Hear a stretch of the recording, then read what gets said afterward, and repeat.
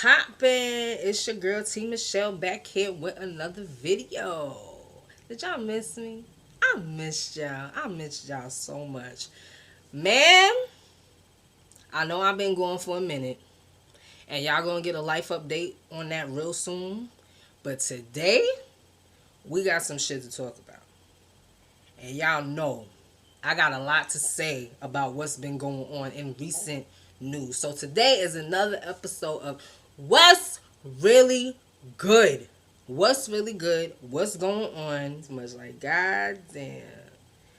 All right, the first thing I wrote was Takashi 6ix9ine.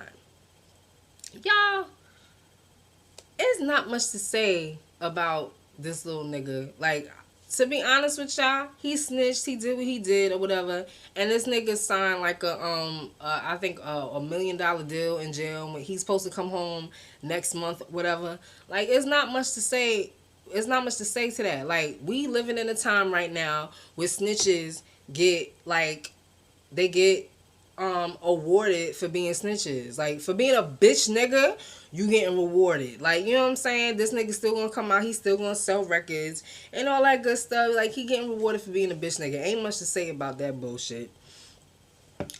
Jarrell Jerome. Didn't I tell y'all that this dude was going places? Like, he's going places. My dude won an Emmy for playing Corey Wise and When They See Us. Didn't I tell y'all that? I said this little nigga going places. Like, and this is only the beginning. Like, I'm so proud of him. Like, congratulations, Jarrell. Good job. I told you was gonna do that. I told you that it was about to be on and popping with these people. These people don't even realize the type of talent that you got. But I told you, and I told y'all, be on the lookout. That's gonna be the next Michael B. Jordan.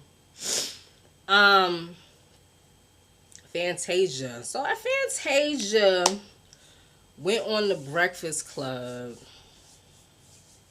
and she made some statements about women being like women submitting to men. And everybody went all crazy. All these black women went crazy and all type of stuff like that. Listen, I don't want to sound racist. I don't want to sound racist and none of that shit. But y'all, this is fucked up, but it's true. Why do y'all think that some of these black men be going to these white women? Cause they submissive. They go along with shit. They don't fight. Like, they don't want no problems. They want everything to be, you know, on the up and up. They don't want any issues. Black women want to fight, and you know, that's one thing I can say, and I'm gonna get into that a little bit later on in this video. Black women, I'm sorry y'all, but we don't know how to pick our battles. We want to fight about every fucking thing. Like, some things don't need to be talked about. Some things you can just let go and let rock. But some black women, I'm not gonna say all, like to fight about every fucking thing.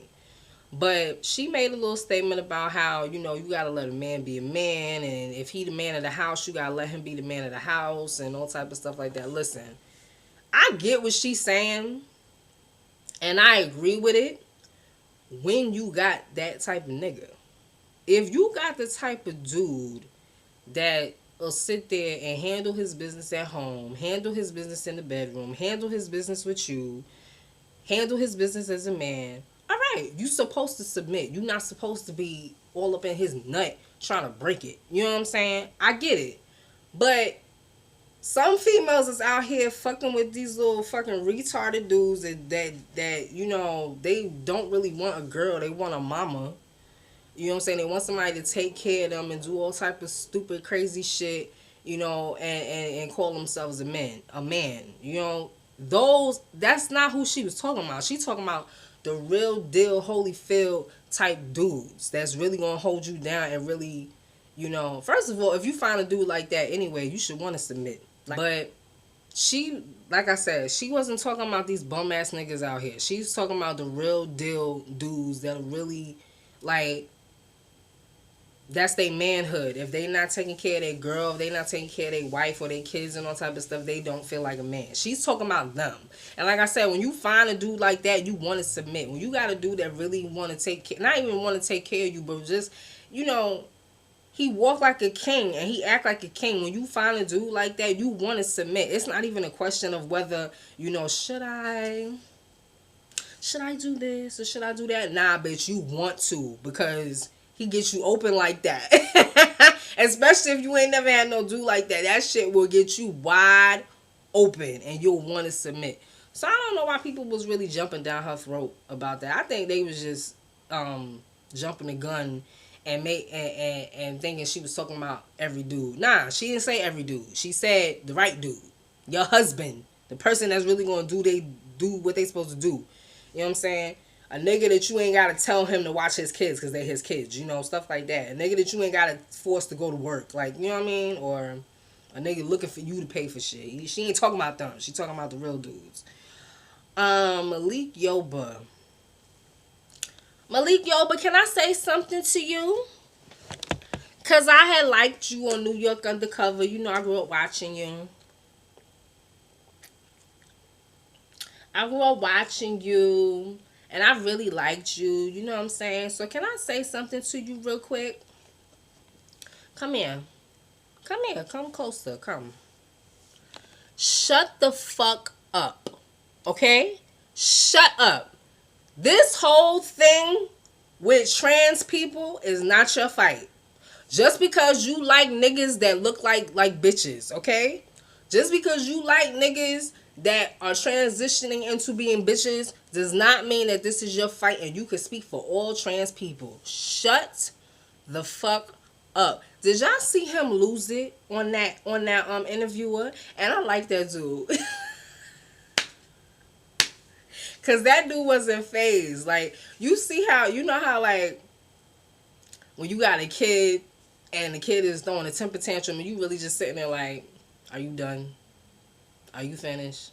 Is it complete? Like, he really just was sitting there while this nigga was like, you know, this is my life. You know, he did his little R. Kelly shit. This is my life. And I said I wasn't going to. Shut the fuck up, okay? Ain't nobody believing none of this shit that you dishing out. This is not your fight. And then he got upset because dude brought up the fact that he was fucking some trans woman years ago, and she was like 16. She grown now, but she was like 16 or some bullshit like that. And he was like going into New York just looking for young trans women to fuck and all type of stuff like that. He didn't want to talk about that. But you want to talk about trans issues. Like, dude, that's a part of trans issues. Like, there's a lot of women, men that are trans that are out there doing what they gotta do because they got kicked out by their families. They homeless. They, you know what I'm saying? They can't work or none of that stuff. So they doing what the fuck that they gotta do. That's a trans issue. Like, you know, I forgot. Damn, y'all. I forgot the name of the organization. It happened. It was formed. The organization was formed after Stonewall happened, and this was like Marsha P. Johnson. You know, they had a little Netflix documentary on her, and I forgot the other one's name. It's right on the tip of my tongue too. But they started an organization, and that was basically the organization. It was like the first organization for trans people.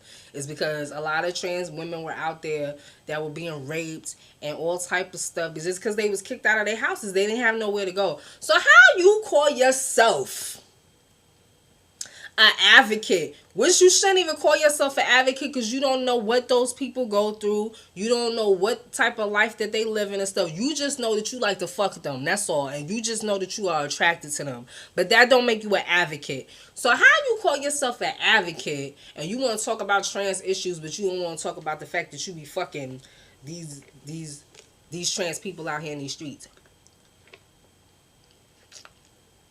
The young ones. Tell me, Malik. Tell me. You can't. Shut the fuck up and stop talking about stuff that you ain't got no business talking about. Just stick with what you know, that you are attracted to trans women, and leave it at that. Don't talk about trans issues and they struggles and shit. Shut the fuck up. That shit made me so mad. Like, when I heard that, like, when I first heard him come out talking, first I was like, oh, this nigga like trans women. Okay. And that's cool. You can like what you like. But then when he started talking about he an advocate, How you an advocate and you don't even know what that's like? You just know that you like trans women. So how you speaking on that? Like, shut up. Just shut up. Shut up. Stop talking, Malik.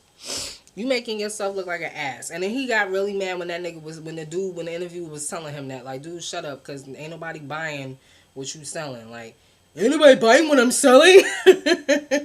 No, ain't nobody buying what you selling. You sound stupid.